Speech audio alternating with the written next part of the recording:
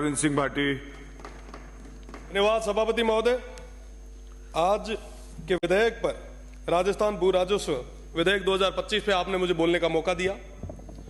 मैं तो माननीय मंत्री जी से यही निवेदन करूंगा कि कई सारी चीजें जो मेरे से पहले अजमेर से आने वाले सदस्य, भरतपुर से आने वाले सदस्य ने कही, निश्चित रूप से उस पर विचार किया जाना चाहिए। हमारे किसान भाई और तमाम वो लोग, उनके हितों के साथ, उनके अधिकारों के साथ कोई खिलवाड़ नहीं हो, इस पे पूरा ध्यान देना बहुत ज्यादा जरूरी है। और साथ ही साथ एक बहुत बड़ी समस्या पश्चिमी राजस्थान की मैं आपके संज्ञान में लाना चाहूंगा। जब से हमारी सरकार बनी है, पश्चिमी राजस्थान के लोग बहुत खुश थे कि साहब ये सरकार उनके हित के लिए, अधिकारों के लिए कई नए कदम उठाएगी। पर मुझे कहते हुए बड़ा दुख है कि वो तमाम चीजें, तमाम आशाएं, तमाम इरादों पे कहीं ना कहीं पानी फिरता दिख रहा है। साहब, आज के समय में मेरे हाथ में कई सारे कैबिनेट्स की प्रेस नोट्स हैं। लगभग हर कैबिनेट के प्रेस नोट के अंदर एक ही चीज लिखी हुई आ रही है, land allotment, land allotment, land allotment और लैंड अलॉटमेंट। और साहब, पूरे पश्चिमी राजस्थान की जमीनों को उन अंग्रेजों के समान मल्टीनेशनल कंपनी जो आई है उनके चरणों में आपने सुपुर्द कर दी। हमारे वो लोग जो काल के थपेड़ों से निकल के आए थे, जो इतने साल तक वहां दूर दराज क्षेत्र में, रेगिस्तान में बैठे थे, वो इस आशा और उम्मीद के साथ बैठे थे कि साहब आप आएंगे, कुछ नया लाएंगे। कैबिनेट्स की मीटिंग में उनके लिए कई सारे नए सौगात, नई स्कीम्स, नए डेवलपमेंट प्लान्स लाएंगे। पर साहब, डेवलपमेंट के नाम पर आज उनके साथ बहुत बड़ा खिलवाड़ किया जा रहा है। आखिर गुनहगार कौन है? ये जमीनें किसकी है? किस शर्त पे दी जा रही है?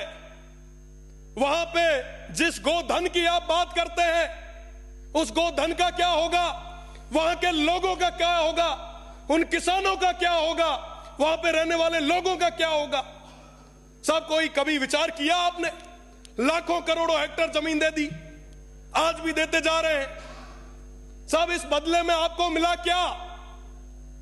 आज भी वो क्षेत्र बिजली के लिए तरस रहा है।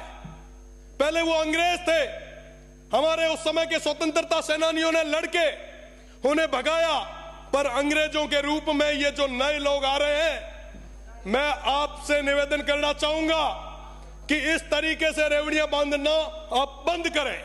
साहब, मैं इस सदन में रह के बात कर रहा हूं और मैं आपको यह भी याद दिला देता हूं कि आखिर में जब वोटों की बारी आई तो वो जनता, वो लोग वोट देंगे, ये अधिकारी और ये कंपनियां वोट नहीं देगी। साहब, उन लोगों के साथ जो गलत हो रहा है, जो अत्याचार हो रहा है, वो कभी माफ नहीं करेंगे। मैं आपको बताना चाहूंगा, लगभग सारे कैबिनेट मीटिंग, 16 जून को कैबिनेट मीटिंग हुई। पहला ही पहला डिसीजन हमारी कैबिनेट का क्या रहा? यहां पे कई सारे माननीय सदस्य भी विराजे हैं, वरिष्ठ, आप पढ़े, आप देखें, हमारे दुख को आप समझे, हमारी पीड़ा को समझे। और हम ये इसलिए कह रहे हैं क्योंकि आने वाली पीढ़ी आपसे और हमसे पूछेगी कि साहब, ये जब रेगिस्तान खत्म हो रहा था, ये वन्य संपदा खत्म हो रही थी, तो उस समय आप क्या कर रहे थे? साहब, भगवान के लिए ही सही, पर उन लोगों के साथ जो कहीं ना कहीं अनपढ़ रहे, इस तरीके का अत्याचार आप ना करें।